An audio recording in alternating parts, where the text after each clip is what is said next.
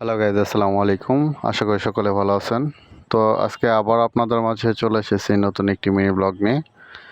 তো আজকের এই মিনি ব্লগে আমি আপনাদেরকে দেখানোর চেষ্টা করব একটি কচু বাগান। তো এখানে কিন্তু প্রায় ৫ শতাংশ জমির ওপর কিন্তু কচু বাগান কিন্তু চাষাবাদ করা হয়েছে। তো ডিসপ্লেতে আপনারা দেখতেই পাচ্ছেন এই কচু বাগানটি। তো এই কচুগুলো কিন্তু কিছুদিন পর কিন্তু খাওয়ার যোগ্য হয়ে যাবে। তো এখানে কিন্তু প্রায় এই কচুগুলো কিন্তু এখন ছোট ছোটই রয়েছে।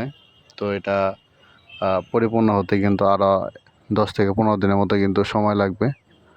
তো এই যে কচু বাগানগুলো দেখতে পাচ্ছেন, তো আজকে এই কচু বাগান নিয়েই বিস্তারিত আলোচনা করব আজকের এই মিনি ব্লগটিতে।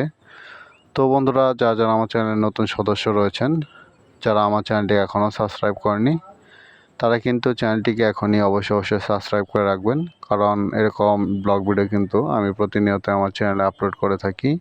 তো এরকম সুন্দর সুন্দর ভিডিও পেতে অবশ্যই আমার চ্যানেলটিকে সাবস্ক্রাইব করে রাখুন। তাহলে কিন্তু এরকম সুন্দর সুন্দর ভিডিও কিন্তু আপনারা উপভোগ করতে পারবেন।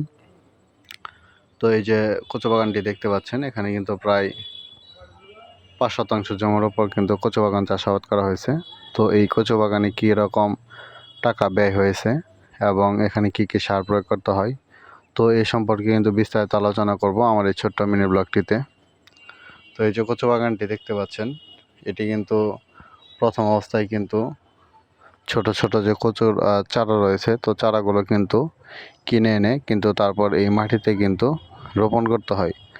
তো রোপণের ভিতরেও কিন্তু কিছু পদ্ধতি রয়েছে। তো ওই পদ্ধতিগুলো কিন্তু অবলম্বন করলে কিন্তু খুব সহজে কিন্তু চারাগুলো বেড়ে ওঠে।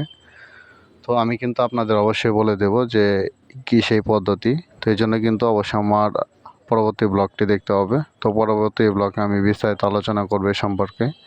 তো বন্ধুরা, যারা আমার এই ব্লগটি দেখছেন তাদেরকে অসংখ্য ধন্যবাদ। আবারও দেখা হবে নতুন কোনো ব্লগে। তো সকলে ভালো থাকবেন। আসসালামু আলাইকুম।